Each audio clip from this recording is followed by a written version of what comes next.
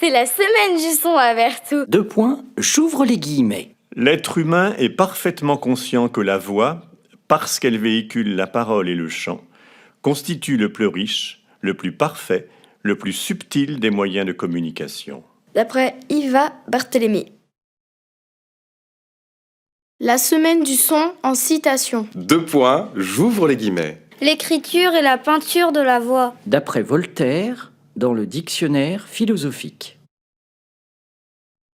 C'est la semaine du son à Vertou. J'ouvre les guillemets. Il n'y eut point d'abord d'autre musique que la mélodie, ni d'autre mélodie que le son varié de la parole. D'après Jean-Jacques Rousseau, Essai sur l'origine des langues. La semaine du son en citation. J'ouvre les guillemets. Quand une jolie voix chante, ce sont des fleurs qu'elle laisse échapper de sa bouche. D'après Miguel de Cervantes, dans La Bohémienne de Madrid. C'est la semaine du son à Vertou. J'ouvre les guillemets. L'harmonie la plus douce est le son de voix de celle que l'on aime. D'après Jean de la Bruyère, dans Les caractères des femmes. La semaine du son en citation.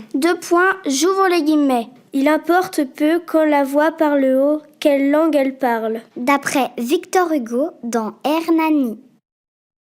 C'est la semaine du son à Vertou. J'ouvre les guillemets. Quand on entend les voix qu'on aime, on n'a pas besoin de comprendre les mots qu'elles disent. D'après Victor Hugo, dans Les Misérables. C'est la semaine du son à Vertou. J'ouvre les guillemets. L'amour est dans la voix avant d'être avoué par le regard. D'après Honoré de Balzac, dans Ferragus. La semaine du son en citation.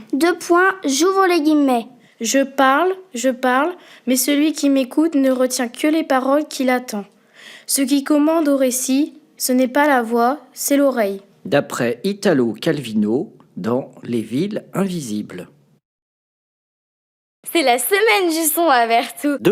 J'ouvre les guillemets. La voix humaine contient, elle aussi, un nombre étonnant de signaux.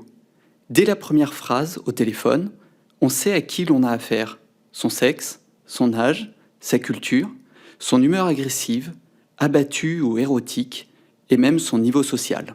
D'après Boris Cyrulnik, dans Les nourritures affectives. La semaine du son en citation. J'ouvre les guillemets. La voix, c'est plus que la présence du corps. C'est autant que le visage, que le regard, que le sourire. Une vraie lettre, c'est bouleversant parce qu'elle est parlée, écrite avec la voix parlée. D'après Marguerite Duras, dans La vie matérielle. C'est la semaine du son à Vertou. J'ouvre les guillemets. Certains disent que j'ai une voix magnifique. D'autres disent le contraire. C'est une question d'opinion. Tout ce que je peux dire est que ceux qui ne l'aiment pas n'ont qu'à ne pas m'écouter. D'après Maria Callas, dans une interview télévisée. La semaine du son en citation.